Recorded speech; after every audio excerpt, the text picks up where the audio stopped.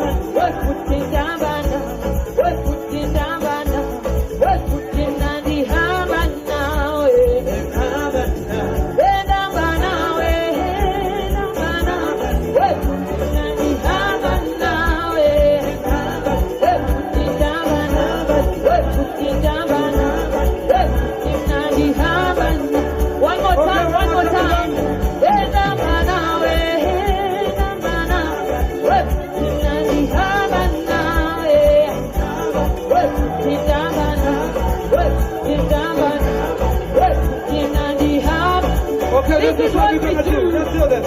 Oh, you go 1 and 2 and 3 and 4. You go 1, 2, 3. Now you clap your hands. You go. That was such an enjoyable one, and I was just jumping up and down.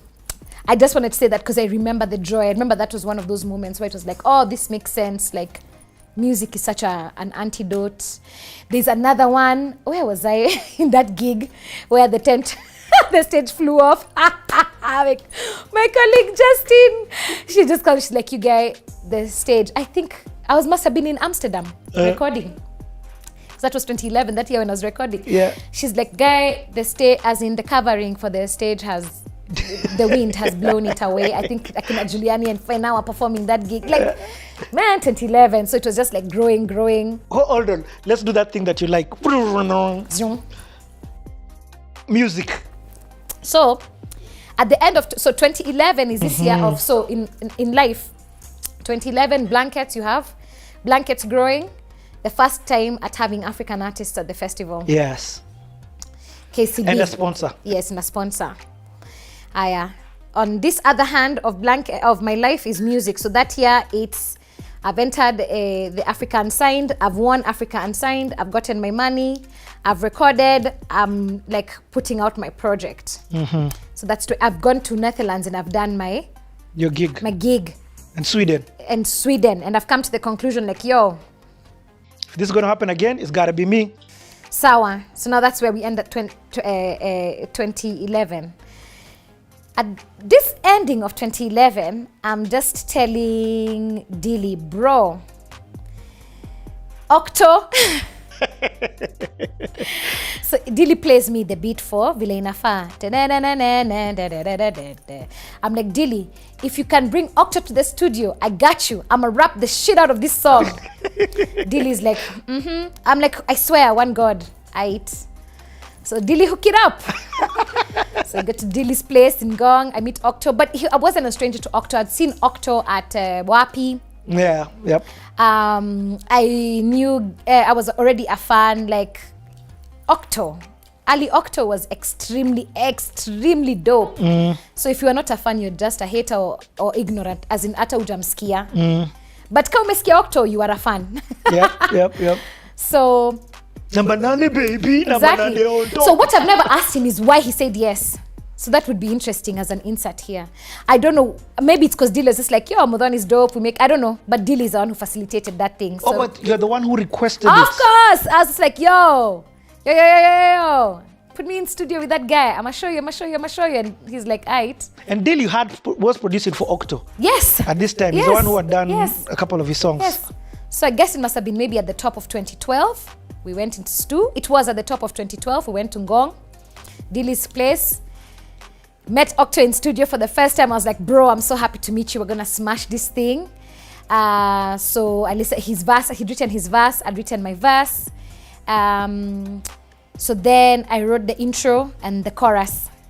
Nice. So when he had the intro, he's like, yeah, that's dope. So I'm like, okay, you sing one line, I sing one line. Hello. Huku ni matanga. Tabidi wasanii waanze kujipanga. Drummer Queen, Octopizzo ni upanga. Tabidi waanze something, whatever. It's dope.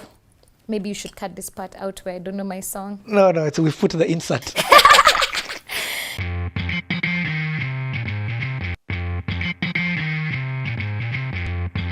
Muthoni Drummer Queen. Octopizzo number 9. Baby. Dilly. Hello. Kumbe huku ni matanga. Itabidi wasanii waanze kujipanga. Drummer Queen, Octopizzo ni kupanga. Tunakata shingo leo hakuna ujanja. There you go.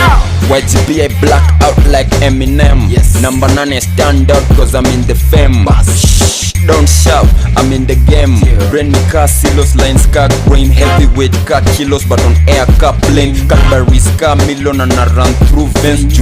Rap bila mini car jungle bila simba. Month niki flow car dem bila mimba. Miti ni dawa baby uliza loliando.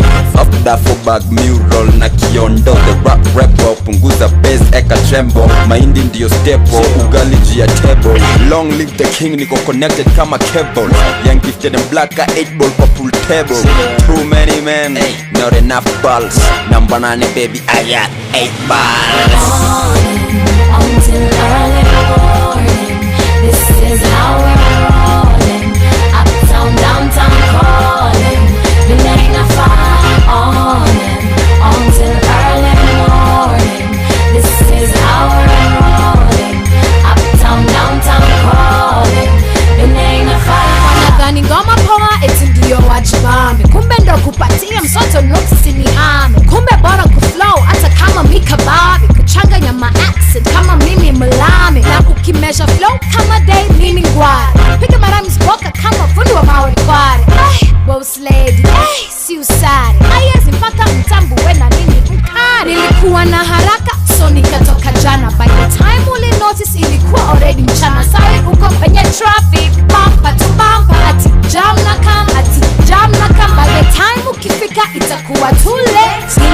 was a show from the front to the gate. I rap a drummer singer, I already sold your fate.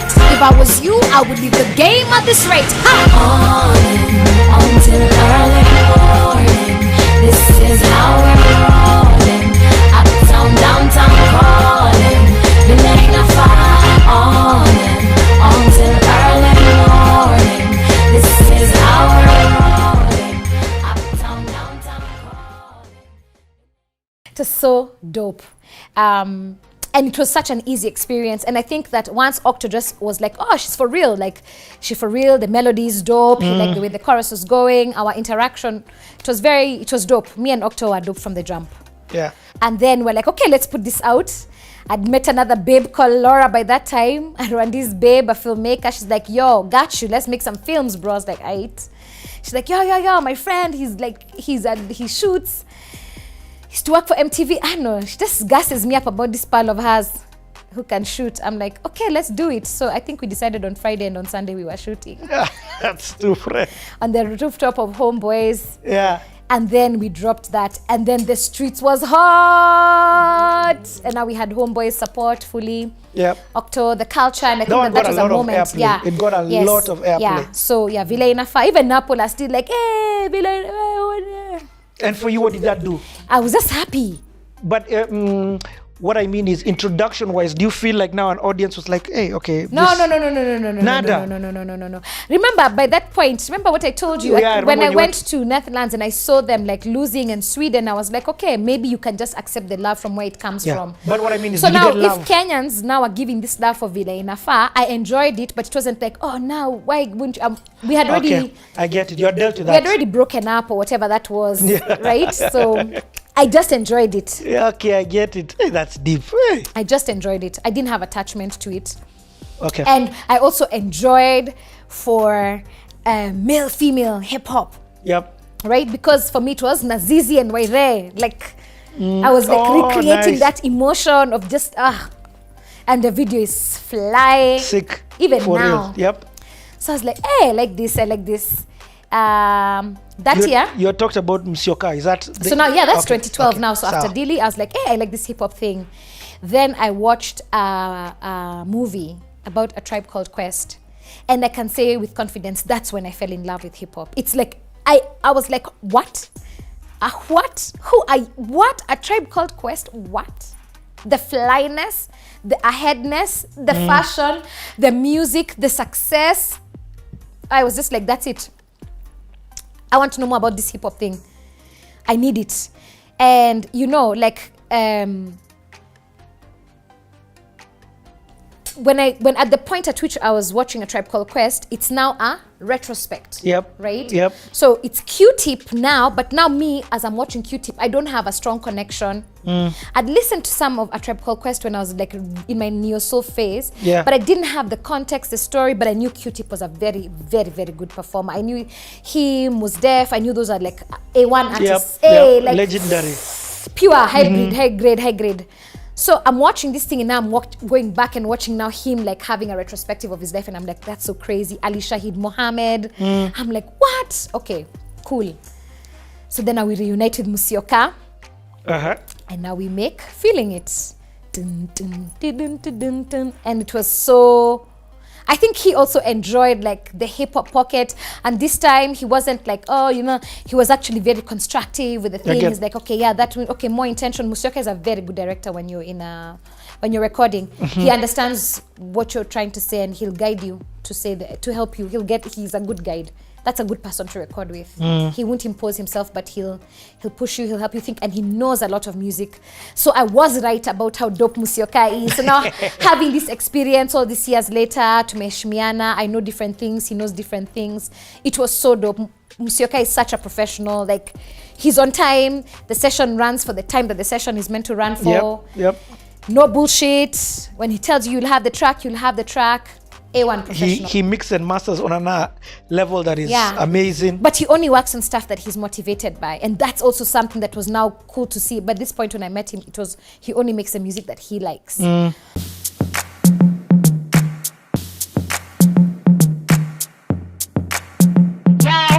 this Muthoni Drummer Queen.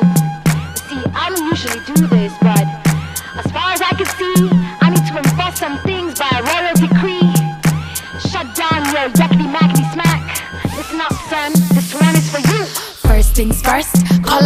treachery. Tell them on this track, murder of the century. And for my kindness, I'll pay for the obituary. Sorry for the mess, I do this too habitually. Second up, I propose a toast. Raise your glass high from Nairobi to coast. See, I don't need to brag and I don't want to boast, but I will cut you down for acting like a toast. Ati heo umeingia kwenye club na kademu kababi kama stand kasafi kana itwa fulani na ninusu mlami na nywele mabegani unadhani eti kwamba nitajali jamani. I didn't know eti uko funny for wasting your time baby. Pala samahani, I thought I told ya never be your honey. It's irrelevant to me about your car, your crib, your money. This is not me playing hard to get. This is me saying that I'm hard to get. It's in my blood running blue through my veins royal. Media tell them how I do super loyal. And to be clear, I don't deal with potential. Wanna step to me, better have credentials. Like so special, so special, so special. Where you at, where my party people at? Raise your cup high, toast to the good life. Takuwaye, bossy takuwaye. Yeah, we're feeling it, really, really feeling it. Her Highness, Miss Flyness, lyrically is a weapon. So we did Feeling It. Laura shot the video as well. Got us a casino. It was so fun. We shot with Jim Bishop's like in red. The red was just new. But now she didn't have a suit that could like edit the red easily. So it took forever to get the video edited. It wasn't at the quality that we wanted. I was so hurt because I had by this time like negotiated a premiere of the video at the movies. What? So at Prestige, y'all don't give me my shit. Yeah. Okay, just say that again. You had planned. So now, during this time of life, through Sandra, we had become friends with Deo, who then owned Prestige Plaza Cinema. And Deo is big for like African content, development of the African product. Deo is like, so one of those days, listen to the music, exchanging ideas, whatever. So he's like, we had a very good interaction. And then he's like, if you guys ever actually want to do something about this, you're complaining or your thoughts, step up to me with something. So now we're like, yo, there's a video, it's been shot in like HD, I mean with a red. Yeah. So we called it a night at the movies. So we bought for fans tickets and popcorn, and like guys came through. Then we talked about it. Then we screened our film. Then we watched, what was that movie? There was like a superhero movie. But your video didn't play? No, we played the video before the movie. So we bought we bought out the movie. I understand. I get it. We bought out the movie. That's so cool. And you did that for fans? Yeah, we did that for our fans. That's crazy. So that was a nice year in music. I was like, okay, I don't know what's now happened. Like I told you, like Penya, now the story has died. But that year, I made Inafaa and I made Feeling It. And I still worked on Blankets. Nice. We opened Blankets in Kampala. Oh, that was a busy year. Yeah, so when I look, so the thing that I've done by thinking about what we're talking about in this show is I had to write out kind of like a historia yangu. Yes. And I realized that one of the things that I've always held against myself is that I should have had that there should have been more music out in my name over the years. And like when I think about, let's say, my peers, when I look at the body of work, like if you say like number of songs, I've always felt like disadvantaged because there was so much more music that they did. And then I had to account for what I was doing with all this other time. And I'm like, bro, I've done so much, bro.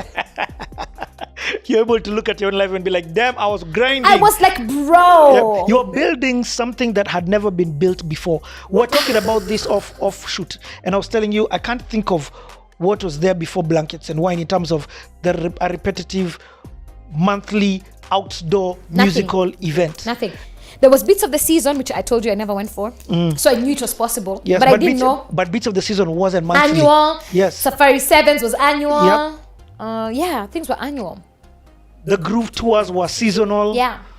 You know, but even that was different from this. Even the Groove Tours came later. Oh, yes. The Groove Tours came during, as this I'm doing season, Blankets, is when yes, when Groove, they came. Yep. So bro, that it was That's crazy.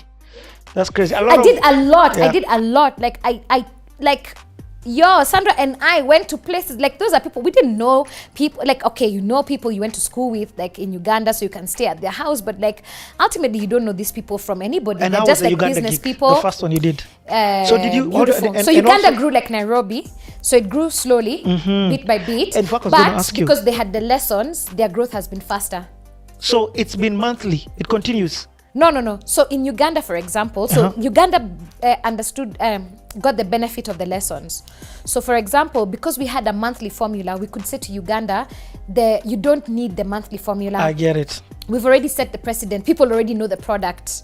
So you don't need a monthly. And for them, it worked just well because it's like this thing was already so ahead. So they would also have like those annual like Nile Jazz Festival or whatever. Like it's a night when a corporate does like a swanky artist, but Yes. it's mostly corporate, but they also have concerts. Uganda has concert culture. Yeah, A lot. Huge. And it's beautiful. Like guys would. And Uganda has music culture. They Yeah. enjoy music, but mostly Ugandans enjoy enjoyment. Yes. Ugandans made enjoyment. Yes.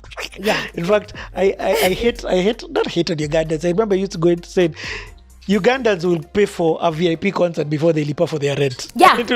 The Yeah. numbers that you will see of people They attending. value joy. Yeah. They value joy. Sometimes I wonder it's because, they had such a tumultuous, like coming into like the number of Okay, dictators, yes. that negative. I wonder if then it made people just like long for like joy. Or they're just lit people, whatever. Uganda is one of my favorite places in the world. I love it. When I'm going to Kampala, I'm just like, a good time will be had by one and all. It's true. It's so good. So we began by doing 3 a year in Uganda, but we also knew it would grow. We wanted it to grow just like Kenya. Audience bring more audience brings more Yeah. audience. We knew that. And at this time, are you going for every Uganda event? Yes. At the beginning, I went for everything. In fact, You- the team we shared a team because we had to like just how the thing organizes, like harmonizing a team. But they had a very cool team from the beginning. HOD they had a good team from the beginning. So just us Zoyanaing, seeing, growing that audience. Akina Madi, we took Akina Madi. So Uganda we were able to like give these ideas. We were like, you can accelerate your growth if you bring like an artist from another African region because you can tap into that audience in your country. So like if you bring Kenyans to perform, there's a bunch of Kenyans who live in Kampala who will then come for Akina Madi. That's what we'd seen from like the South Africans coming for Madi South Matrax. Africans, yeah. Or like when we did Oliver Mtukudzi in 2011, then we saw like Zimbabwean, South Africans, Southern Africans. It was an increase. You know I this because you understand. could get the data from the ticketing, so you could see like names. So we knew such things already. We knew like images really work. People will come even if they don't know what this thing is, if they see the pictures. So like from the beginning, like strong photography. So just Uganda has then greatly benefited from Nairobi having existed. And let me ask, is Uganda still on right now as we Yeah, bro. Yo. Uganda is sick. Well, Muthoni, So- as we are talking with you, this is not history that This you're is not giving history. You're talking about things that are living right now. That- The way there's so- an equity bank in like Rwanda and Yes. an equity bank in Sudan. Yes.